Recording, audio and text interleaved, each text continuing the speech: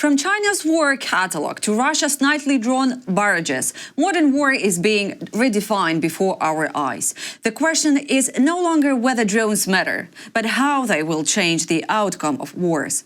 With me is retired Australian General Mick, a strategist and respected voice on the future of warfare, closely following Ukraine's fight. And thank you for joining me today, General Ryan. It's a pleasure to be with you again.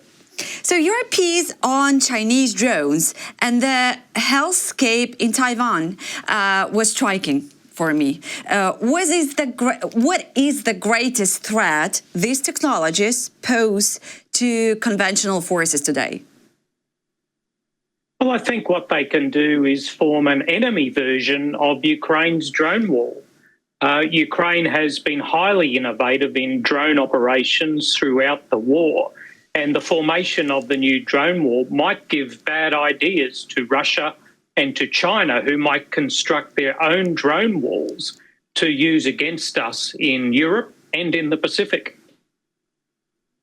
And in the Pacific? And in the Pacific. You already see the hellscape concept for the Taiwan Strait, which is the US and Taiwan wanting to conduct 1,000 engagements a day with drones.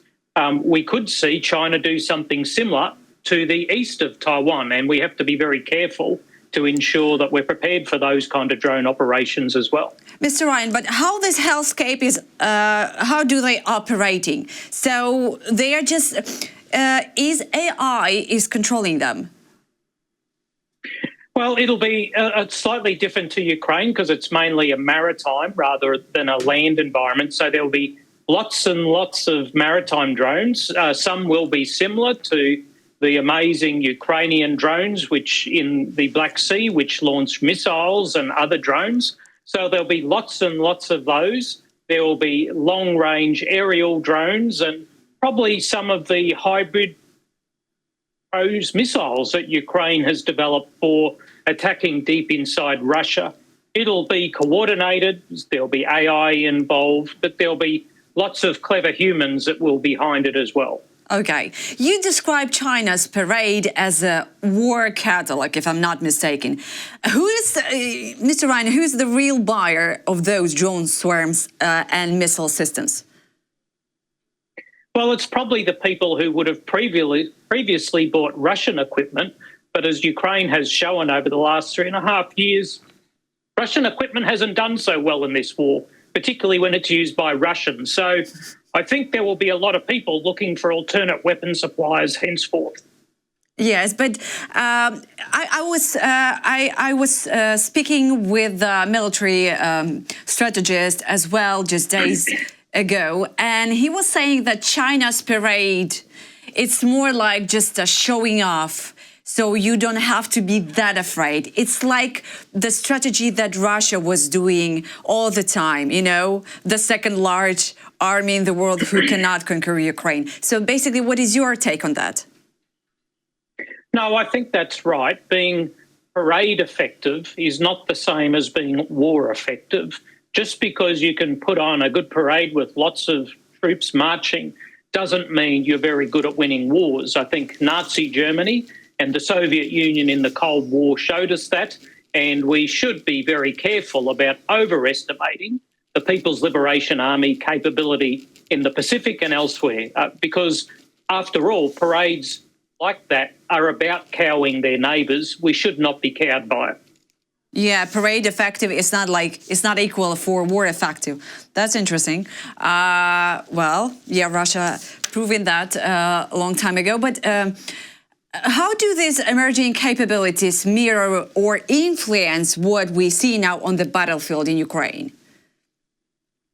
Well, I think what we've seen is the Chinese have learned from the war in Ukraine. They obviously had a lot of drone programs before 2022, but I think the war in Ukraine, and they've probably got a lot of lessons from their Russian friends and their North Korean friends, have probably focused several key types of drones, certainly uncrewed ground combat vehicles. We saw a lot of them on the parade, but they didn't get a lot of attention. But also the naval drones. I think the Chinese have watched Ukraine's performance in the Black Sea and learned from that. And then we've seen the teaming of drones with armoured vehicles. In the parade, we saw Chinese infantry fighting vehicles with drones mounted on them, as well as counter-drone vehicles. So I think the Chinese have learned a lot from the last 3.5 years, and that's helped them to focus and prioritise their drone programs overall. Right. But despite a display of unity, can we expect China, Russia and North Korea to become, genuine allies who trust each other? Or is their relationship built on, kind of a picture theatre? I don't think they trust each other at all. I mean, the Chinese, Russian and North Korean governments don't even trust their own people, so they're not going to trust a foreign government. They do seem to have some aligned values in countering democracy around the world and the freedom and prosperity that's been underpinned by the United States and Western Europe in the last 80 years. But overall, whether they can fight together for a common cause is probably a step too far. There are limitations, and we saw that in Israel's recent attack on Iran. Russia, China and North Korea provided zero assistance to them. Yes. We already see North Korean troops fighting on Russia's side.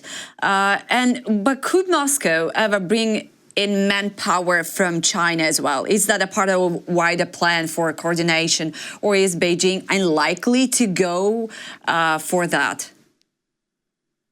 I think Beijing at this point is unlikely to provide overt troops into the war, but it's been doing just about everything short of that. It's been providing dual-use goods. It's clearly providing electronics for Russian drones and long-range missiles that are being used to kill and maim Ukrainian civilians and soldiers.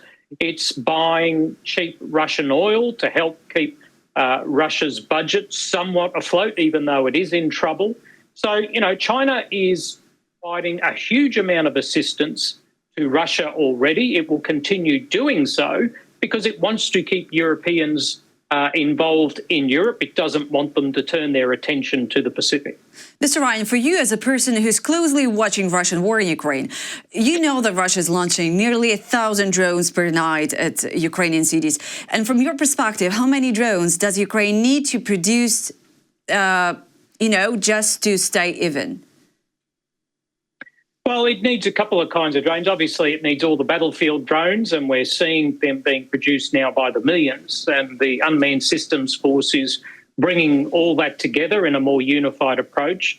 We need the long-range attack drones and missiles that Ukraine has been developing over the last couple of years, the most recent of which, of course, is the Flamingo, but there's many other types. And these need to not just have long range, but large warheads to cause as much damage as possible to Russian oil refineries and military factories. And then the third type, and these are very important, is the interceptor drones that Ukraine has developed to intercept Russia's Shahed drones and other kind of drones that are currently being targeted at civilian infrastructure and civilian accommodation buildings in Kyiv and many other cities across Ukraine. Yes, but what are the most effective strategies to counter drone swarms at this stage of the war in the light of current technologies? I mean, is that lasers, air defense? What is that? It's going to be a bit of all of that. I mean, there's not one single silver bullet, unfortunately, to counter all this. Yes. It will require multiple layers within a coordinated national air missile and drone defence system. And Ukraine has developed that over the last few years, and it's constantly evolving and adapting it. And there's some very clever military and scientific people involved in that effort. You know what? The latest news saying that over 1.1 million Russian military casualties have been reported since February 2022, since the full-scale invasion, basically. Do these figures point to a demoralized army? Can actually casualty numbers, whether accurate they are or not, drive change in Russian society or its leadership? Well, it doesn't seem to be having a major impact at this point. The Russians still appear to be able to recruit 30 to 40,000 soldiers a month because they're giving them good bonuses. But we are seeing an uptick in AWOL from Russian troops.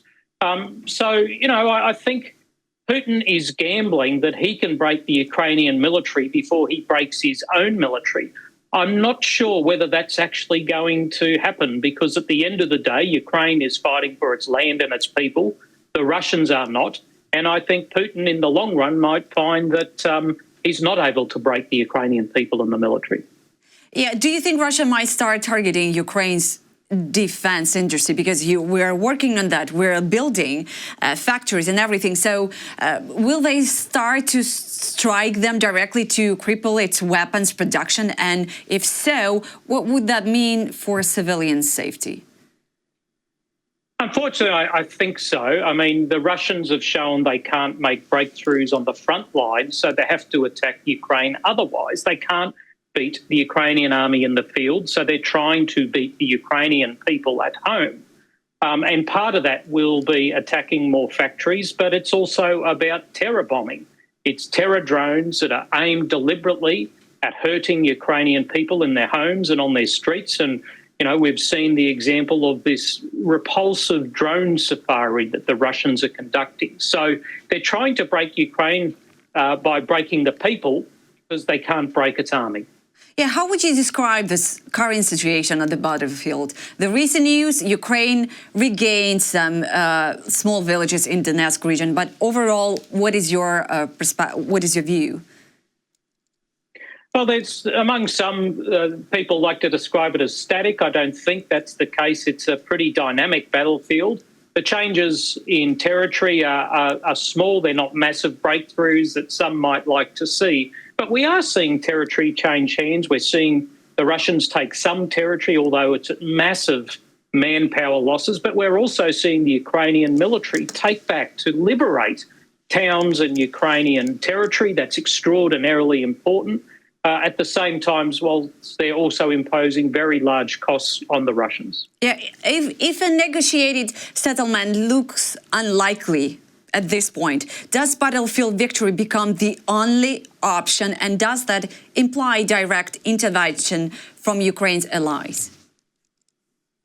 Well, I think that's one potential outcome. Certainly exhaustion might be another one. I mean, Russia, whilst it might not seem like it now, may just become exhausted, or there might be a coup to get rid of Putin. So there's a few different outcomes we might see if senior Russians, military and oligarchs decide that Putin is leading them down the wrong path. Certainly hope that might occur. But there's, only one side that doesn't want to negotiate at the moment. That's Vladimir Putin, and he will pay a price for that. Mr. Ryan, me as an official subscriber to your articles, the last question is, the latest your piece was about such a painful and emotional word and process as mobilization. And could you just point on a few very, very important things that we have to learn from the Pacific War and maybe use that in Ukraine's situation?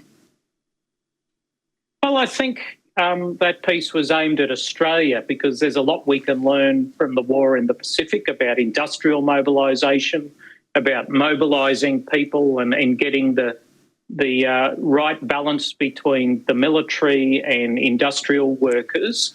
But I think the important lesson is that, which we've learned not just from the Pacific War, but from the people of Ukraine in the last few years, that the most important part of mobilising a nation is national will, that shows that, if you aren't willing to defend yourself, no one's going to help you. And Ukraine has demonstrated as all a profound national will to preserve its sovereignty, preserve its freedom, and we're all taking a great example from that.